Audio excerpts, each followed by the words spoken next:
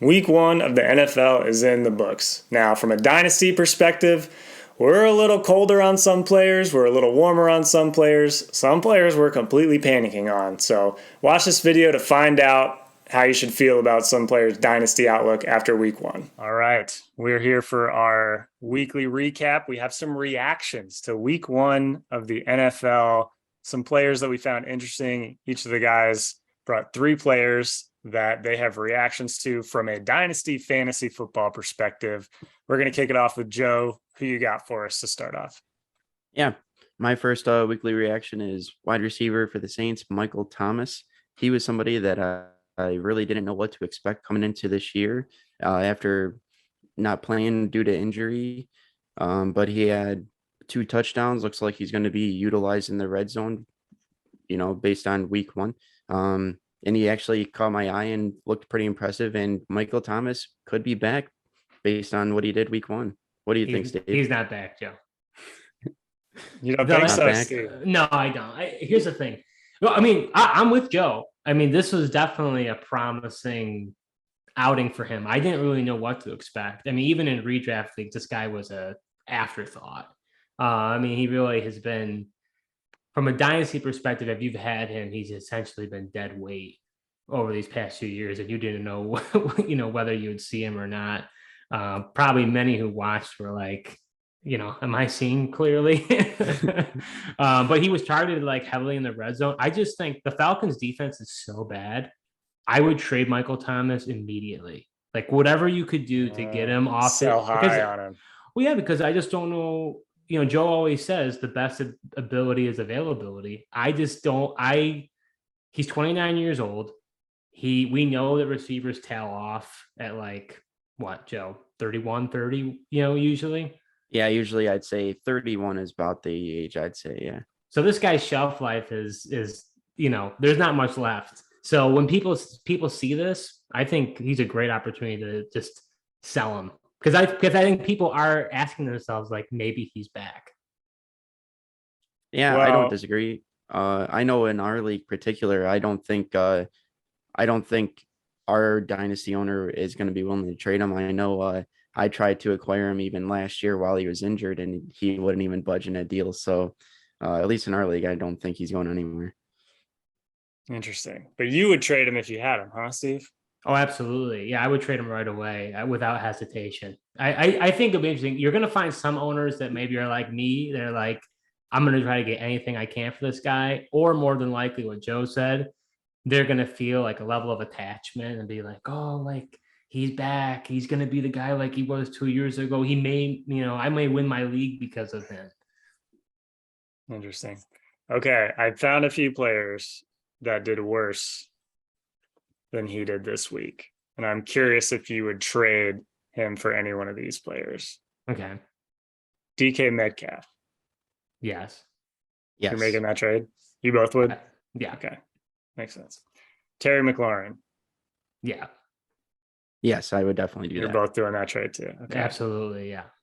What about DJ Moore? Yeah. Yeah, DJ Moore, now that's interesting. I'm not as convinced on that. He is a young player, but the quarterback position has always kind of held him down. We thought Baker was going to improve that, but based off of week one so far, I'm not sure if Baker's the answer for him for more fantasy. He was bad. He was really bad. I see. I disagree with you on that. DJ Moore is young. What he has been able to do with like a mixture of Sam Darnold and Teddy Bridgewater a few years ago. I mean, I don't know. To me, his upside is well worth it. So you trade for DJ Moore for his upside in a dynasty league? Yeah, win now or rebuilding. I'm making that trade. Yeah, I'm not necessarily saying DJ Moore's not a talented player. I just the quarterback room really concerns me as far as does that cap his ceiling. The quarterback plays I feel like really has held him back. But yeah, there's no doubt he's a talented player. Absolutely. Baker's gonna break out this year. Just you wait. That's my guy. Keep hoping, Pete. Yep. He's got it. Don't you worry, Joe. All right. We'll see, Pete. All right, who's our next player? Steve, who you got? All right, so my player is a guy that was hot over the offseason. People were telling you that you had to get him. He didn't do so well, and that was Trey Lance last week. He played in a monsoon. Like, it was like horrible weather conditions. But what I liked about it was, in watching the tape, he had some dimes that he threw. Like, even in that weather, there was some really promising throws that he made down the field. So to me, that's a huge. I before even looking at it, my mindset was like most people who I've heard talk about the game is like, just scrap the game. Don't even try to extrapolate anything from it. It was just a horrible weather game. Move on to the next game. But what I saw from him was really encouraging. Conversely, Justin Fields, he was running for his life like he was last year. Mooney and Kmet were pretty well covered. I just think that offense is going to have some struggles. So to me, seeing the contrast of them two, it really showed that potential. I mean, you've got some really low floor aspects to Trey Lance's game. The running ability, obviously, from a fantasy perspective, people really like that. That gives you extra points, as well as, Kittle wasn't in the game. I think that would change things a lot for him, having Kittle in the game once he gets healthy. He showed to have a real good connection with Ayuk. It didn't show on the stat sheet, but definitely some really nice looking plays and designs that just weren't able to happen. And then, honestly, last thing is Debo is just, when he gets the ball, I mean, he's just a yak machine. So to me, I think Lance, you expect big things. I don't know if you'll see it just yet with the Seahawks.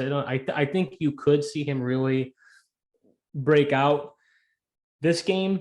Maybe in the future, but I really like his prospects moving forward. Yeah, I don't know if I'm as convinced on that, Steve. I mean, watching the game, I'm more so a little iffy on it. I mean, the weather, of course, always plays a factor, but he did throw some dimes, but it didn't see him, like to see him try to push it down the field a little more. A lot of in a those monsoon. Well, not necessarily. That's what I'm saying. I don't know. That's what I'm saying. I don't know if I'm as convinced. I'm more so kind of maybe throw the game away, and I will see and evaluate him more on what happens with the Seahawks this week. I think Steve might just be trying to reassure himself since he has Trey on his fantasy team. That might be the case.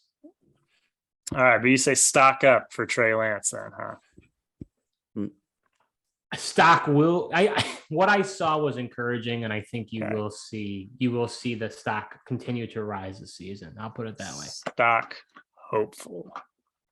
Does the rushing ability of the offense affect your opinion on Lance at all? I mean, you mentioned Debo. He has his ability for the explosive runs. Could also cap a little bit of Trey Lance's passing game. Yeah, but I mean, I think if I'm not mistaken, Lance led the team in attempts. I mean, Mitchell did look good when he played. I think that offense, I mean, Jimmy Garoppolo is a completely different quarterback to Trey Lance. I think I wouldn't be surprised, I mean, which would be really odd, but I could see Trey Lance and Deebo Samuel.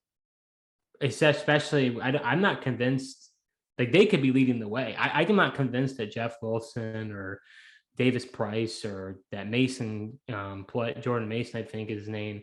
I'm not convinced that they're gonna, use them that often. So I don't know what to expect, Joe. So I think I'm not really that concerned that they're gonna really heavily run the ball with the running back.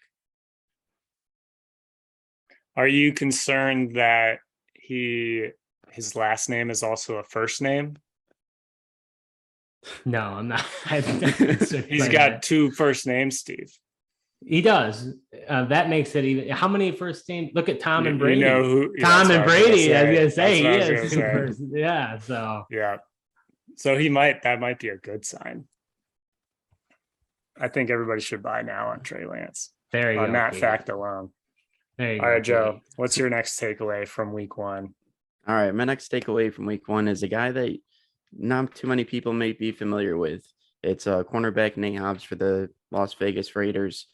He was actually rated as the number one rookie cornerback last year by PFF, and that's as corner and is also coverage percentage as well. We're just watching the game against the Chargers. I was pretty impressed by him. He was all over the field, always tight on the receiver, had a pass breakup, forced fumble, 9 tackles, 6 of them were solo. So, I mean, depending on how you're scoring in an IDP league, he could be somebody to take a flyer on or just keep your eye on and monitor how he does. But I was pretty impressed by him, especially not knowing really what to expect from him. Yeah, we didn't really know what to expect from the Raiders, especially secondary, but especially corners to begin with. So that was, I mean, you picked him up off the waiver wire, right? I mean, yeah. Well, initially he was a throw-in player I acquired in a trade, but then due to our training camp cuts, I decided to get rid of him. But then wanted to bring him back, so I had him on my practice squad last week. But in our league, scored 30 points, so definitely elevated him and got him in my bench. yeah, I think he could be. I mean, he was an impact player in his rookie year. I think he might be the corner in Vegas. So I mean, he definitely. I think he had a forced fumble in that game as well, right? Yeah, forced fumble, And a pass breakup. deflection. Yeah. So I think Yeah. I think he could definitely have a really promising second year. Yeah, I mean, he allowed 4 catches, but only for a total of 18 yards. So that was definitely impressive. I mean, he was always kind of locked in on the guy. And then Anthony Averett also got hurt in that game. So it definitely looks like he's the cornerback 1 right now for the Raiders. You know who traded him? Hobbs, Steve. You know what trade that was? He was a throwaway player in. That you gave him away as a trade away. I did. Yeah. I was like, wait a second. I know that name. That's funny. I forgot it was you. Yeah, it was me. Said, here you go. Take him off my hands. Don't need him. Oh boy. Might regret that one, Pete. Now I regret. We'll see. All right, Steve, what's your next takeaway? So I'm going to go with another IDP guy, and that player is defensive tackle Grady Jarrett for the Atlanta Falcons. Thought I would do it officially, like Joe's doing it with the name and the team and the position. And why he's relevant, at least for our leagues, and I think he could be relevant for other IDP leagues. We play a true position IDP. So basically, based on whatever position that they play, that's what they're there for. And what's cool about what we do is we actually change the defensive scoring based on position. A lot of IDP leagues, it's really the linebacker is the cream of the crop. Everybody wants linebackers because they get a ton of tackles. But for us, our scoring really differentiates and gives the points to players based on their specialty. So having an impact defensive tackle is huge. There's not a lot of them. They don't really show up on the stat sheet a lot of times. I mean, the names like, Aaron Donald, like that. Everybody will know who he is. Most people may not. Yeah, right. But I mean, I watched the tape of that game, and he was like a bulldozer. I mean, that guy was able to just break through that line. And I thought the Saints line was actually pretty good. They have some high, draft picks in that interior line. But I mean, anytime they ran it his direction, he was breaking right through that line, making a play. He had anytime he was off the field, it seemed like the Saints could really do whatever they want. I mean, he really was an impact player. He had 5 tackles and he had 1.5 sacks, which alone is better than what he did last year. He only had 1 sack last year. So if for him to show this much life, for our league, if I was a win now team, just so happens the team that has him is in win now mode and scored the most points. But if I was if I had bad defensive tackles, I would try to trade for this guy because I think he's in for a bounce back year after a really, really poor year last year. So really encouraging signs from him week 1. Yeah, I agree with you, Steve. I mean, especially in that first half of the game, I feel like he was really wrecking the game for that defensive line for the Falcons and really Jameis didn't really have too much time and really affected the offense for the Saints. I mean, the Saints didn't really get things going until Taysom Hill came in and got that big play, and I feel like that's kind of what started it. But Jarrett definitely looked impressive. All right, Joe, what's your last takeaway? Last takeaway player here is wide receiver Allen Robinson for the Los Angeles Rams. Now, I know a lot of you are hitting the panic button after week one, after it didn't look like he was being utilized by the Rams, but you got to just wait him out. The same thing happened at this time last year with Robert Woods. Robert Woods had a very disappointing week one with the Rams last year. McVay went into the press conference and said, we have to get Robert Woods the ball more. And what did he do after the Bills game? Came out and said he's got to find a way to get Robinson the ball more. So I'm intrigued by Robinson. I think he's going to have a bounce back week this week against the Falcons, who don't have a very good secondary. I'm expecting big things from Robinson this week, and just don't panic. Don't panic. Oh, I agree with you wholeheartedly, Joe. I think Allen Robinson's going to go off this week. I mean, the Falcons, Jameis had so much time to throw. I mean, that end of the game, he literally was just standing back there, just, waiting around, who he could throw to. I think Stafford is going to light it up. And I think, just like you said, McVay specifically mentioned it. And it wasn't like he wasn't open. I mean, there were times where he was open. It's just that the Bills pass rush was so relentless. He had to dump it off to Cooper Kupp, because, they have that chemistry. He just had to get it out. He's going to have a lot more time to survey the field. So I think Allen Robinson's going to have a much better game. I definitely wouldn't panic. Now, if he were to have a bad game this week, a similar performance, I'm starting to panic then. Like, this is a juicy matchup. If he doesn't do it against the Falcons, like, when is he ever going to perform? So I would say I'd start the panic there. Yeah, I agree with you. And I think it would depend on the targets. Maybe if his stat line's not good against the Falcons, but the targets are there and it seems like he's more involved, I might not be as panicked. But if he once again isn't being targeted against the Falcons and has a bad game, I'm completely with you. It's a full panic meter at that point. All right, Steve, your last takeaway. So my last takeaway is for running back Najee Harris from the Pittsburgh Steelers. And I could tell you, in watching that game, that offense looked anemic. I mean, it looked really bad. The only way they could even move the ball was the Chase Claypool end around, which I feel like they did that like 5 or 6 times. I actually expected big things out of Najee Harris this year. I tend to, when it comes to especially running back, I mean, really any player, I look for volume. I mean, if they don't get the opportunities, then how are they going to be able to get stats and score points? And so Najee Harris was one of the only running backs that really controlled that backfield, that he is the guy. We saw that last year, just the percentage of snaps that he was used and how involved he was in the receiving game and rushing. And so that alone made me interested in him. I actually don't think I was able ever to get him because there were so many Steelers fans that wanted him more than me. But so I actually am very grateful that happened, because I am heavily concerned about him moving forward. He looked real slow, not a lot of burst. That offensive line for the Steelers I thought it was bad, but it was worse than I expected. I think the Bengals D-line is like maybe above average, but I mean, that offense didn't move the ball. So, and now we're talking about he had a Liz Frank concern, and then it came out and it was, they're saying, oh, it's not that big a deal. I'm not buying it.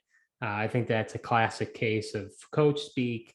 So I think I'm basically writing him off for the rest of the season. Like, I don't think I wouldn't be shocked if he I just don't know if he's going to even be maybe he gets into that running back one category.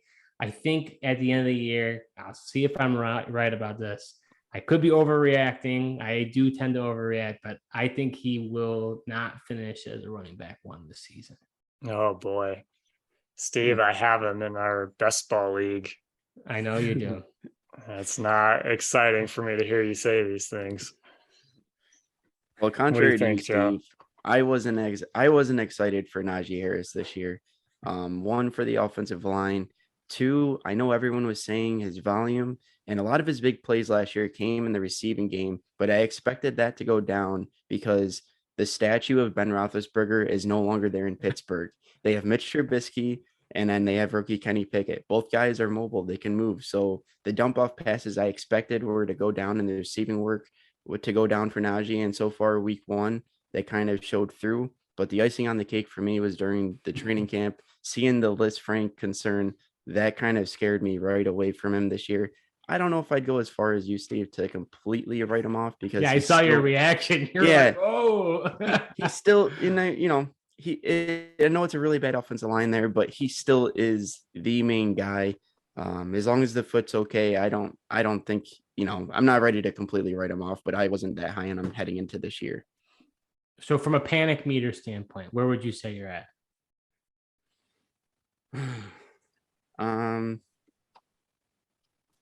I think, probably around an 8, I'd say.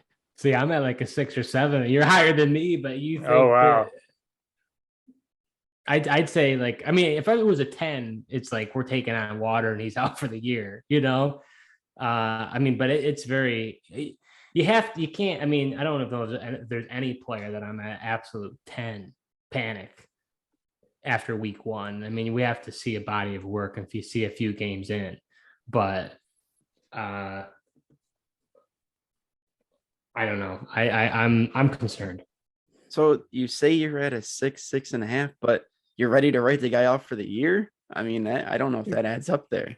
So you think it should be higher? Well, if you're saying you were willing to write off Najee for the year, but you're only at a 6.5, that seems kind of contrary, Steve. I don't know. Well, maybe I need to be more in touch with my feelings, and maybe it's more a 9 than a before that. I actually want to admit it.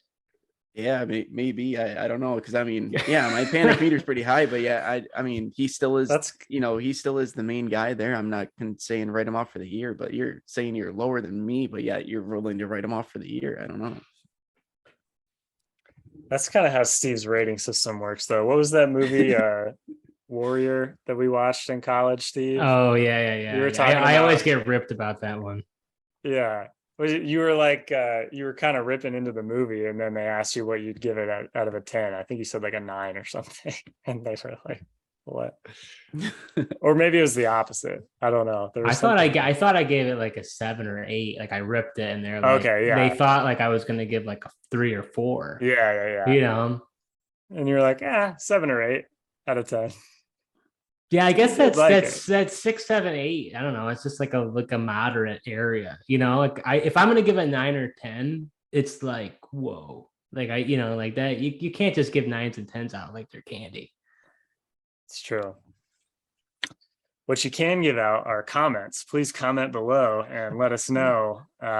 Who do you agree with? Are you panicking? Are you do you agree with our assessments, our reactions to week one? Do you have any additional reactions to week one from what you watched? Any players that were interesting to you that changed your mind after the first week? Let us know below. Definitely leave a like, and we'll see you next time. We're planning on doing some more of these reactions weekly as we go throughout the NFL season. So definitely hop on board.